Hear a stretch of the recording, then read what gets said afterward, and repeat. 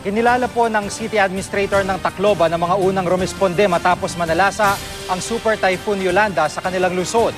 Sa kanyang ulat sa Sangguniang Panglungsod kamakailan, sinabi ni Administrator Texon Lim na kabilang sa mga unang tumulong sa City Hall ang 2 squad mula sa 19th Battalion ng AFP. Pahirapan man sa clearing at retrieval operations dahil isang payloader, bulldozer at backhoe lang ang natira sa equipment nila. May naiwan namang 2 dump truck ng DPWH na nagamit ng kanilang search and rescue team. Actually po, ang nag-first response po dito ay kami po dito na sa City Hall.